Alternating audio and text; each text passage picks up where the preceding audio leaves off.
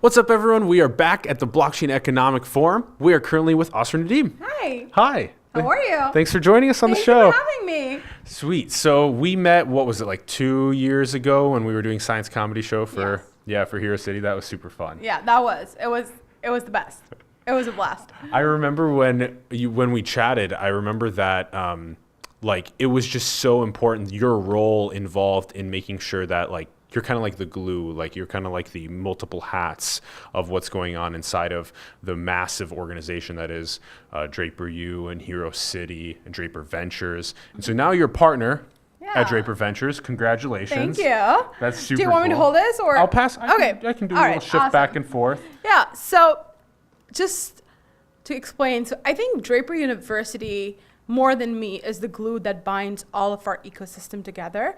And we started with such an amazing idea of really teaching not only entrepreneurship, but changing the mindset of young people and helping them understand how to solve problems where we're 15 years out, 20 years out, and how to solve those problems. And eventually what you realize is, all right, this is great. People are coming from all over the world. They're not only tapping into our network, but they're building great companies. But once they go, they're in this space, right? They're in this zone and they're doing great things. But once they're done and they're going back to their countries, they're like, hang on a second, what just happened, right? So they're going through this entire phase of change. So we kind of unfreeze them, change them, but don't freeze them again, because we want them to continue changing and learning. But when they go back to their countries, there's nothing, or even once they step out of Silicon Valley, the support system is not there.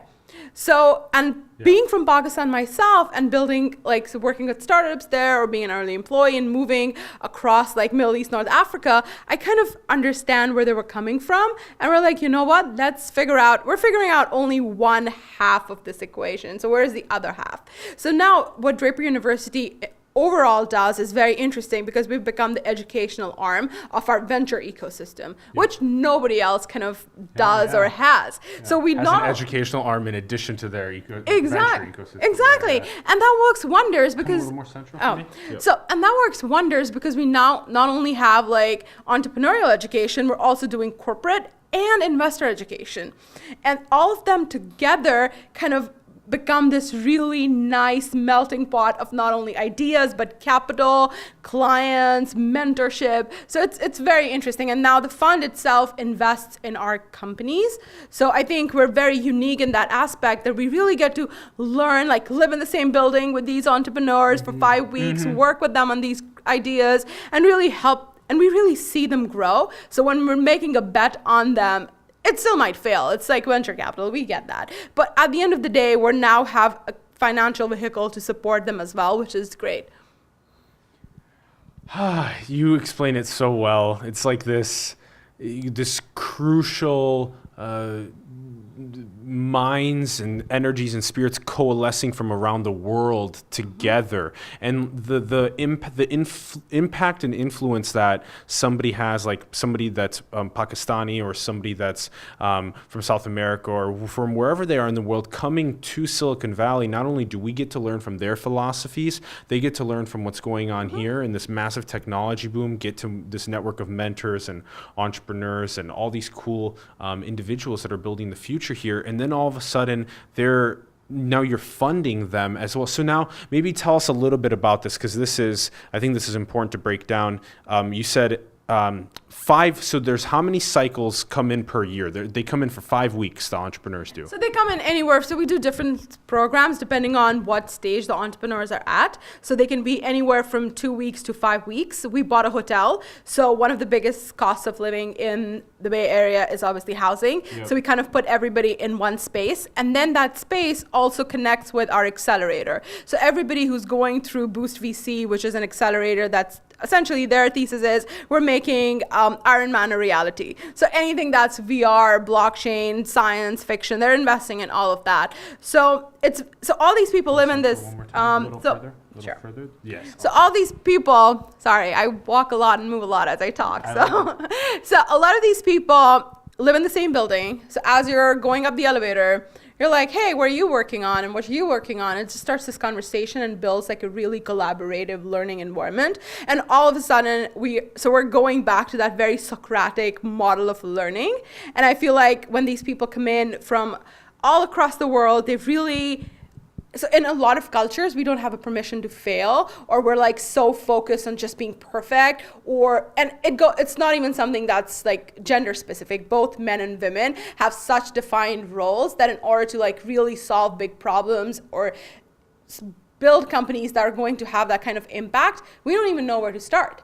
Yeah. And then all of a sudden you're here where there's like all these amazing people who kind of feel the same way as you do. But not only that, they're also very talented and can help you to do that. And when you add a capital arm to that, then enables you to do that, I think that's where in the next like 4 or 5 years, we'll really start seeing the impact. So it's taken us a while to get the school to work.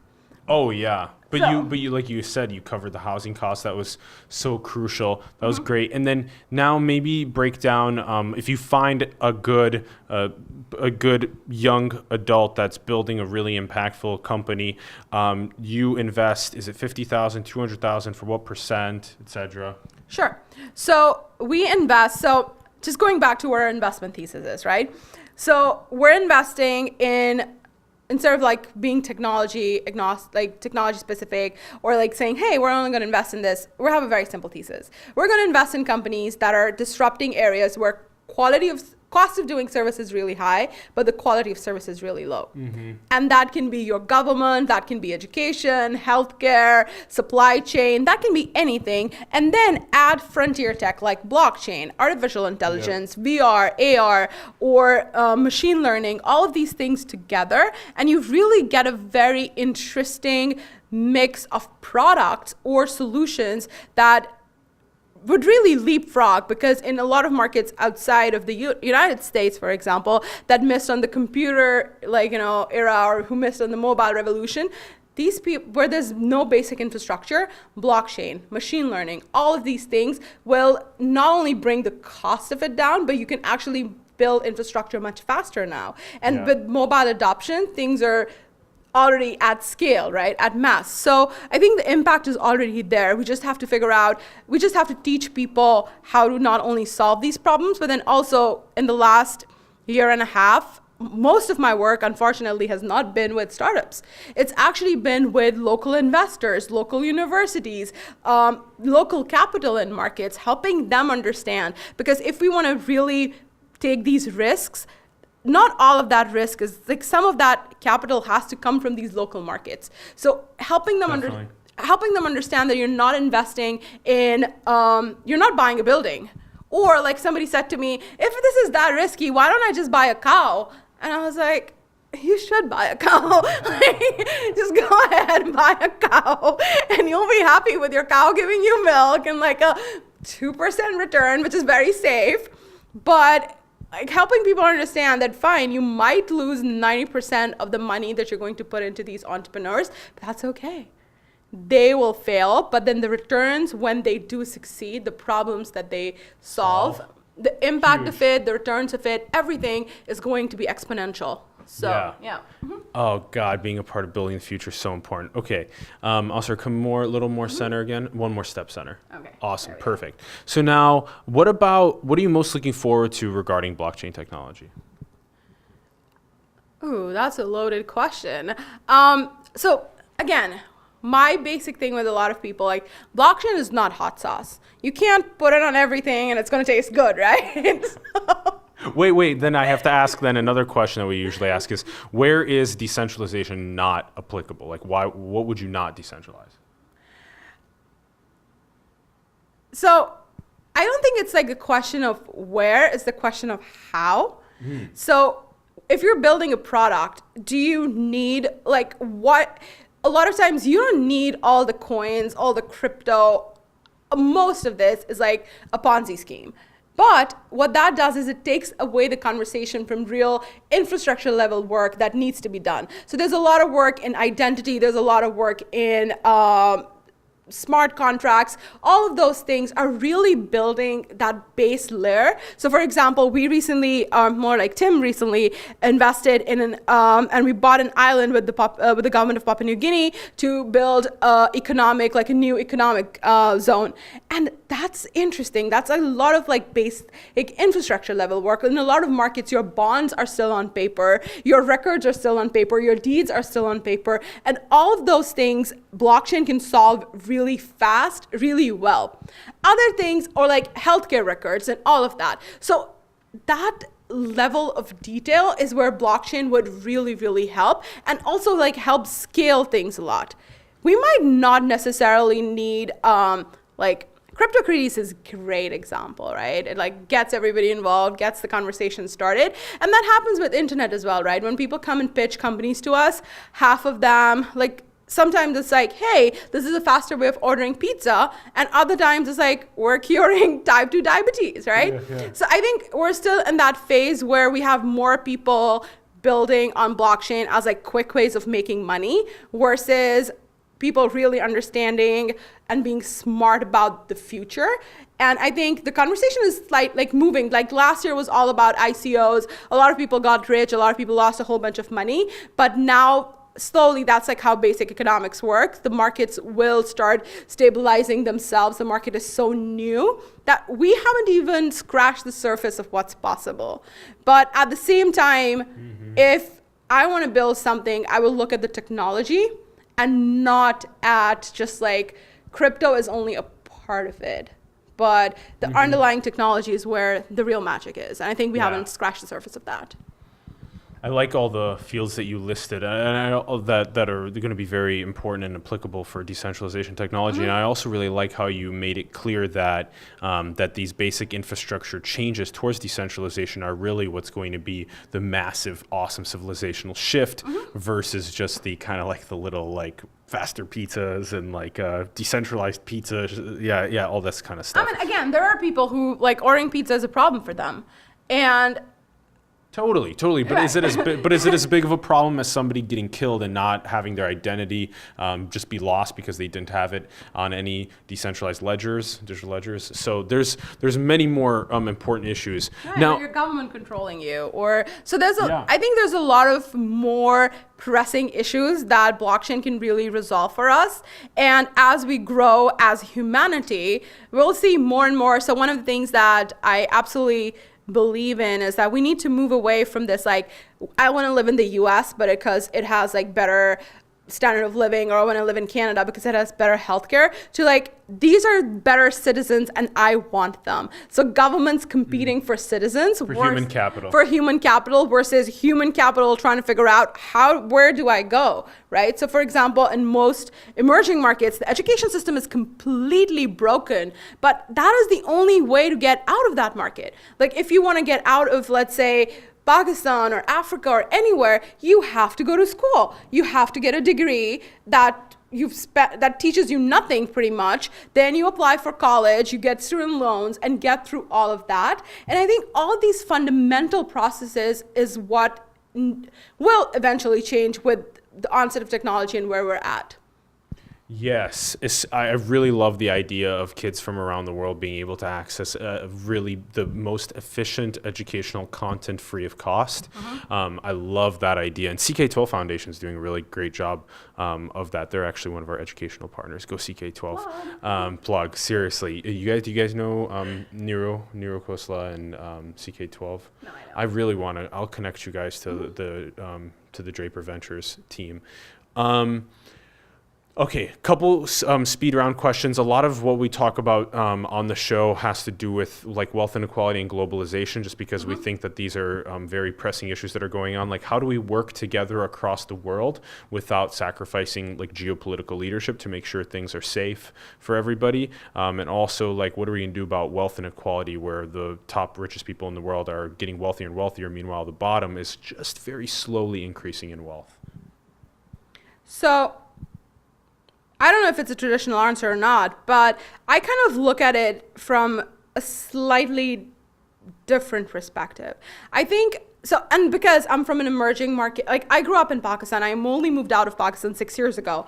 And one of the things that I always tell other people is that we don't have, when we're talking about change or like, we have to be very selfish about it, right? Because you cannot impact or work on something that you fundamentally don't believe in. Totally. And a lot of that is very uncomfortable. And you have to be very, very alone in that journey for the most part. We can build a lot of like human capital, we can help people get there, but the conversation has to be around how important it is to respect who you are as a human, what rights you have as an individual, and then respecting your time and your mind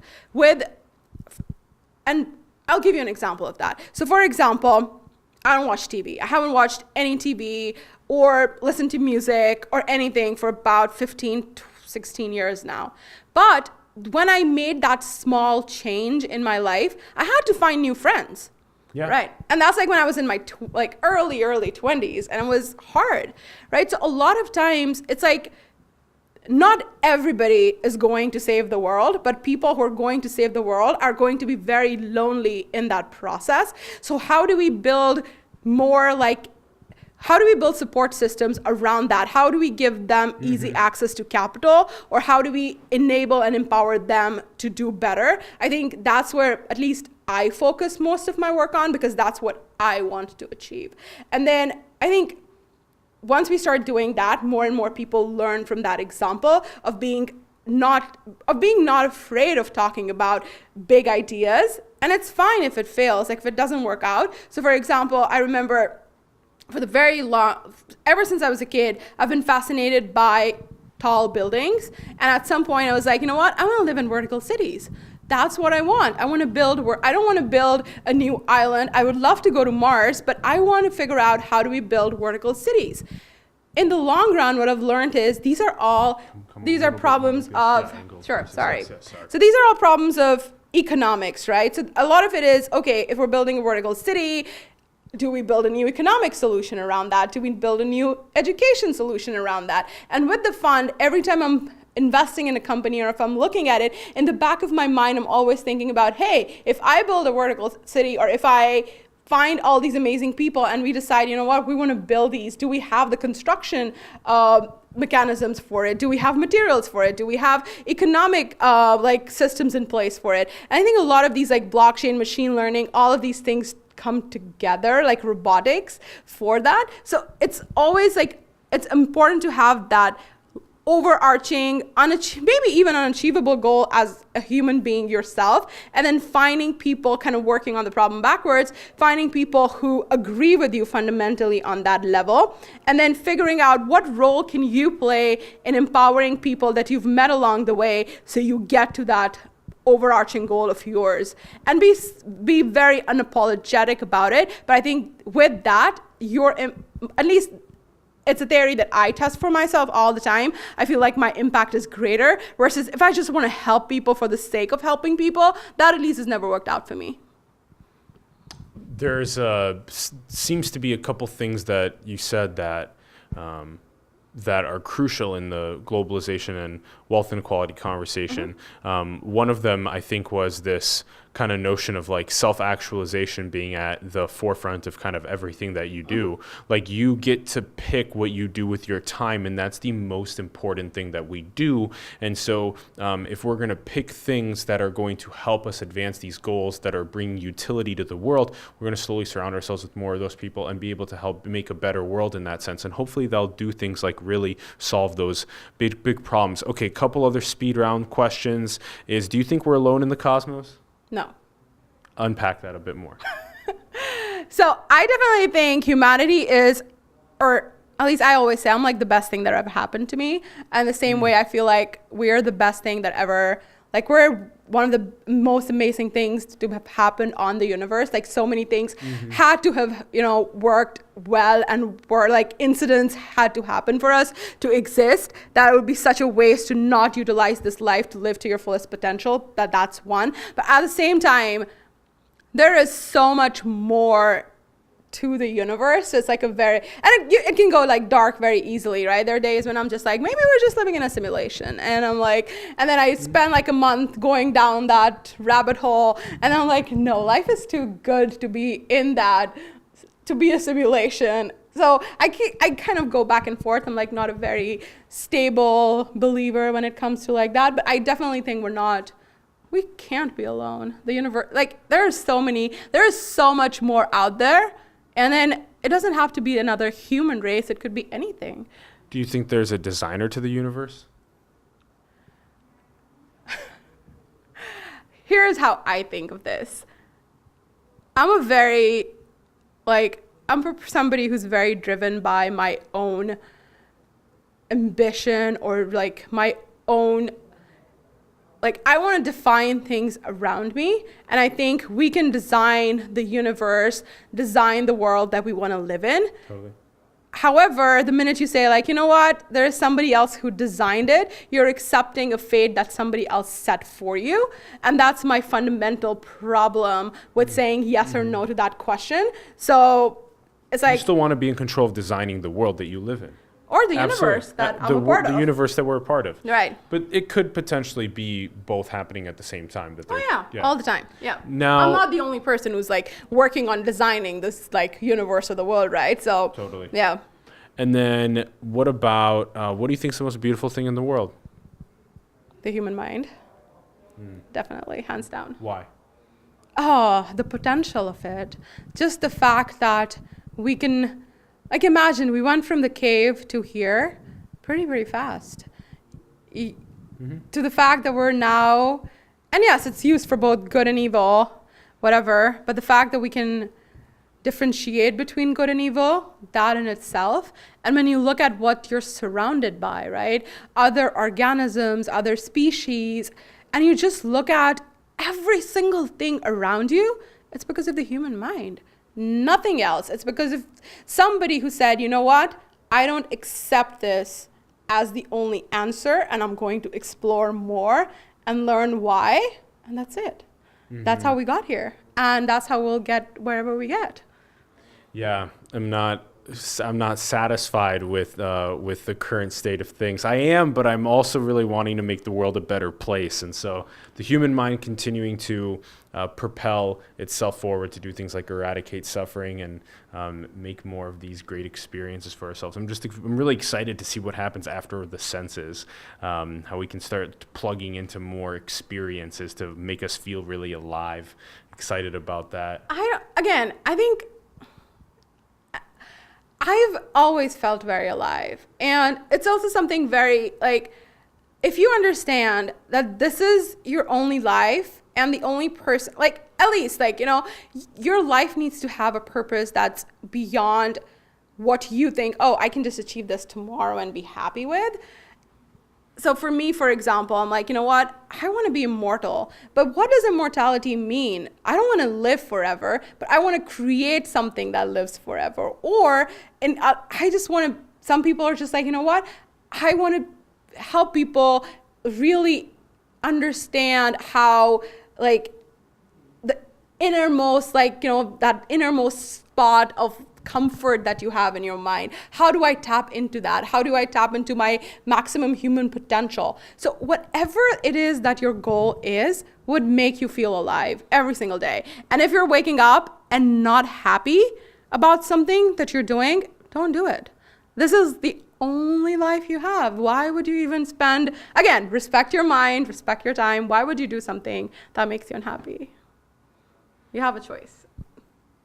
Exactly, Asra. Thank you so much for coming on to the show. We greatly appreciate it. Thank you. This has been a blast. You should come down to Draper and do more like fun stuff there too. I know we have a lot of really brilliant young people to interview there, and you know, I haven't mentored in like 8 months or 12 months or something, so I need to come in. Come down. I would love to. I will. The ecosystem that you guys have created there is really beautiful, and I'm glad that you got to mention that at the beginning. And we'll put the links in the bio for everybody to check out. Also, make sure to go and tell 2 people about what you learned today. Have them tell 2 people. Comment below with your thoughts. Subscribe. Share the video with other people. Go create with this content. Don't just consume. Join us on Patreon. Help us support the studio and the process, and getting us up to sports stadiums so we can continue coming to cool places like Boston Economic Forum and interviewing epic people. Thank you again. And if you ever feel alone, or if you ever feel like, I really want to do this, but I don't know how, feel free to hit us up. We'll be happy to,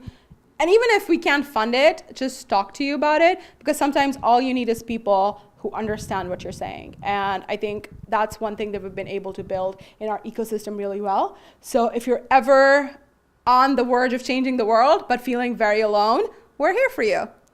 That's huge for entrepreneurs to be able to reach out to somebody and have them care about what they're aiming to build. Right. So definitely reach out. Thanks everyone for tuning in. Much love. Bye. Bye. Thank you. Thanks for coming on the show. Thank